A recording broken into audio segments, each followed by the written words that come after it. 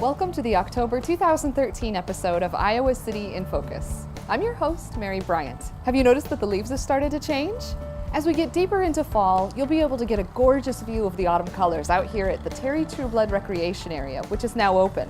But back at home, you may have a yard filling with leaves that need to be raked and removed. On this month's episode, we'll go over the city's leaf vacuum program and dip into the Iowa City in Focus archive to show you a clip of City Manager Tom Marcus's interview about the leaf vacuum program with Bud Stockman, the city's Streets and Traffic Engineering Superintendent. I'll also talk with Mike Moran, Director of Parks and Recreation, and Chris O'Brien, Director of Transportation Services for the City of Iowa City, about the new Downtown Ambassador program. Stay tuned.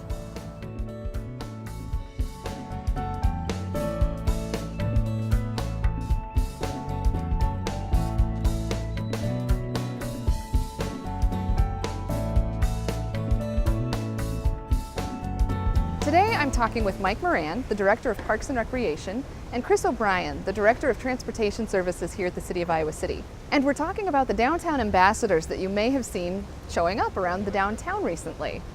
So could you start off by telling me a little bit about what the Downtown Ambassadors program is meant to do? We have over the years had Central Business District maintenance personnel take care of the Ped Mall and take care of the surrounding area for years.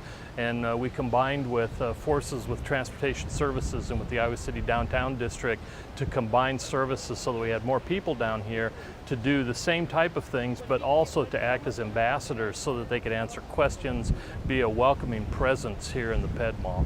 And I think adding to that, both with Mike's staff and the parking and transportation staff that we have downtown, they've always been down here, always been visible, always been out doing their job. I think the key point was to bring some uniformity to the appearance so that when people are walking down, whether it's the Ped Mall or walking down the streets of Iowa City, they can say, hey, there's, and I brought an example of the shirt just so in case somebody wants to see it. So people have a recognizable feature that all of our employees will be wearing so that you say, oh yeah, I have a question, let me pull that employee in. And I think something also important to add is Iowa City Police Department's presence with Officer Schwint in the downtown that coordinates with our staffs to help bring that clean and that more importantly the safety aspect to the areas downtown, specifically the Ped Mall and the areas surrounding the downtown. Downtown District has been in open discussions with us for 12 months now probably. We've been discussing this as well as several other programs that we're starting to initiate or have initiated to kind of bring an overall enhancement to things we're doing downtown. Mike's staff's always been doing a great job of cleaning things up downtown, and he'll elaborate on that. From the parking standpoint, I think before we had more of the enforcement personality where we were walking around, we'd write a citation, move along to not be there. Now it's more of an education standpoint too. Someone has a question, you're talking them through the processes of, well, here's how you can avoid tickets. Here's the places you can go to park. We have a first hour free program. Did you know about that? Those types of things, and giving out information as well as events downtown. I mean, our folks are downtown the entire day, 8 a.m. to 6 p.m. So who better to be able to, I guess, be ambassadors for events downtown than those staffs that are here the entire time. Yeah, and that's exactly what we're doing with our maintenance folks, is that people are explaining what they're doing, being a little bit friendlier so that they know that it takes a lot of work to put these projects together, and that when people walk through the flower beds or sit on the plants, that it really hurts and it's time consuming for us. But I think it's been a great combination of just acknowledgement, people knowing that these people are out here to ask. We've done a great thing with the University of Iowa hospitals and clinics, to where if somebody over there is with a sick or a loved one and they want to get out a little bit, they can call us, take the CAM bus over here to the bus station, and then we'll have somebody meet them and say, here's where the restaurants are, here's where this is at. And so it gives them sort of a warm fuzzy feel, if you will, so that they know that somebody's going to be there that they can talk to. It takes away some of that anxiety of if you're not familiar with a town of when I get downtown, then what do I do? Of possibly allowing for that, bridging that gap between once they leave the hospital to when they arrive downtown and getting them to where they need to go. That's great. What sorts of responses have you gotten from businesses and visitors from downtown Iowa City? Everybody's really upbeat about it because they see the changes being made. The presence of the office of the police officer on the Ped Mall has made it more warming and more welcoming. We carry maps around with us now, so if somebody needs to find a restaurant or they've heard about a restaurant but they don't know where it is, we hand them a map. And so the invitation is getting out, and it's a lot warmer than it used to be. Everybody used to just say, oh yeah, go to the Ped Mall. Well, nobody knew exactly what this Ped Mall animal was, so it's making it more user-friendly for us. We'll return to my conversation with Mike and Chris in a moment. But first, let's talk a little about the city's leaf vacuum program. It's illegal to burn leaves within the city limits, so each year during the months of October and November, the city provides leaf removal services on specific days in each neighborhood. For a little more insight into the program, here is City Manager Tom Marcus and Streets and Traffic Engineering Superintendent Bud Stockman from the November 2011 episode of Iowa City in Focus. We are up to 4 vacs that we run in the routes every day for that period of time from October through November. And then we have 7 different sections of town that we go into. Like for instance, today where we're at is Route 7. Okay. If we get behind, which for instance, like a car here in front of Lee's, that will slow us down, the raking around them, and various things like that. If it gets wet, that's another, it slows us down a little when the leaves are wet.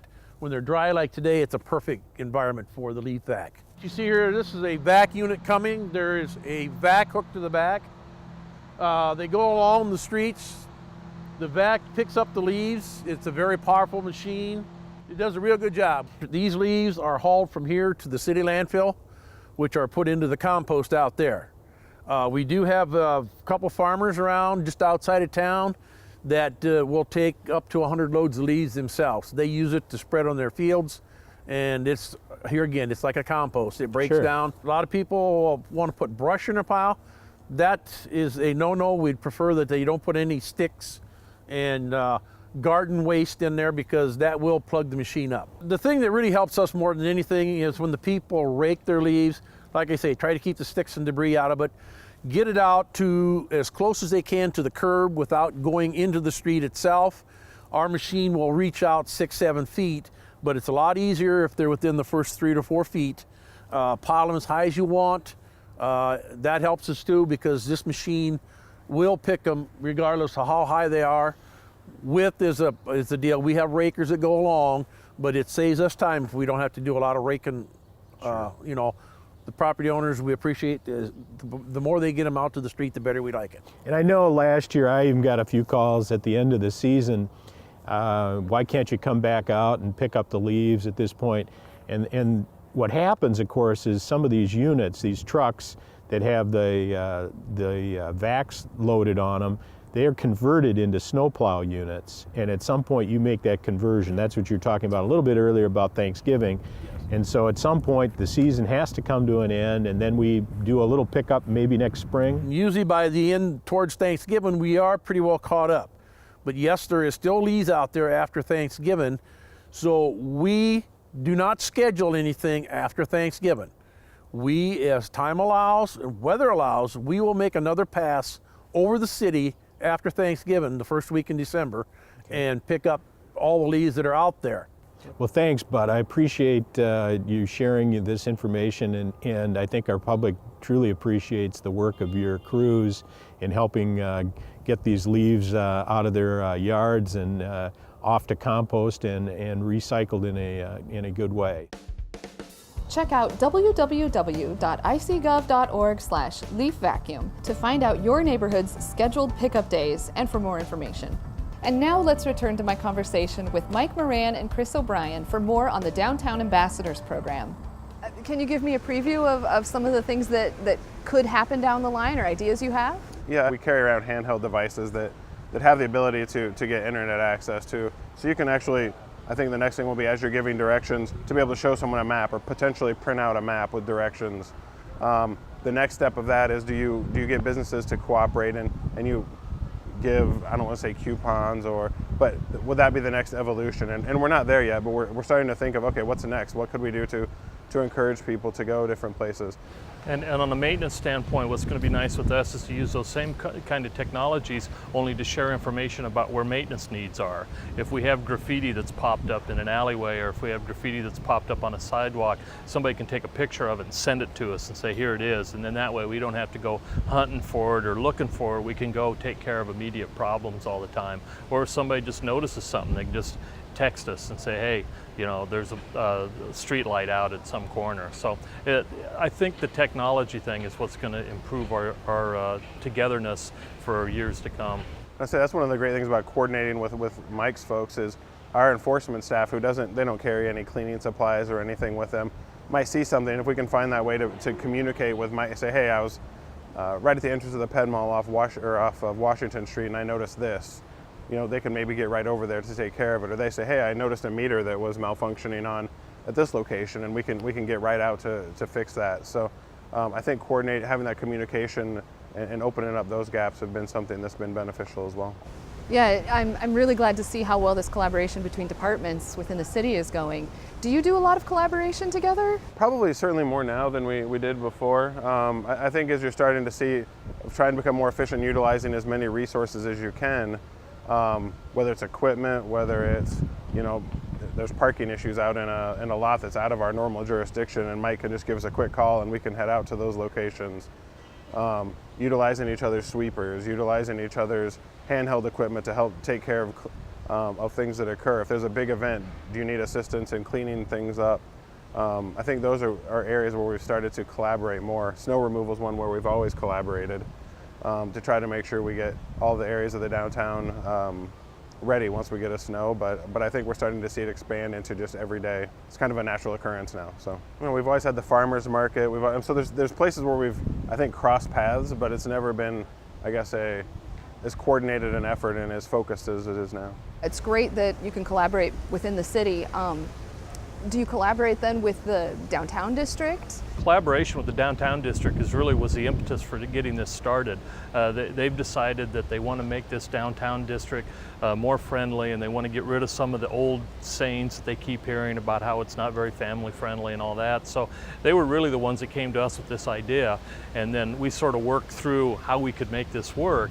And that's why this summer it was a little unusual. We start our staff usually in March or April, and so we were running about 4 or 5 weeks before Chris's staff started, which was July 1st, and then we sort of just worked out the bugs between that. So we're really hopeful that this fall we can sit down and sort of go through all the good points, the low points, and then reinstitute this for next spring. So we're hoping that next year it'll really be a lot smoother organization run. I mean, it went really well, but there's some things we need to work out with it. And we've had multiple meetings with Mike's staff, my staff, the downtown district, police department, as well as representatives from the city manager's office to talk about the program. What do you foresee it happening? What's worked? What hasn't? We've had a couple of those meetings, and I think that's something you'll see continue as we try to work through some of the, I won't say the kinks, but some of the what needs to change aspects of this program. And obviously the downtown district being a major player in this, their opinions and their thoughts on what we can do to improve are great feedback for us. Well, great. I'm very excited about the program, and thank you so much for talking with me today about it. Yeah, I think we're excited for that, and I think what's coming up in the future. It's brought back a new sense of pride for the downtown area. The next City Council elections will be held on November 5th, 2013. Be sure to vote, and you can educate yourself on the candidates beforehand by watching candidate forums and Meet the Candidate programs right here on City Channel 4. Visit www.citychannel4.com/MTC starting the week of October 12th for direct links to those programs. And you can watch all of these segments again by visiting citychannel4.com/video or by turning to Channel 5 and calling in to Video on Demand. While you're there, check out some of our past shows as well. Also, be sure to like us on Facebook to receive updates about other City Channel 4 programs you may enjoy. Find us there at facebook.com/citychannel4. Thanks for watching this month's episode of Iowa City in Focus. I'll see you next time. You're watching City Channel 4 on TV, online, on demand, on Facebook, and now on the go on your mobile device.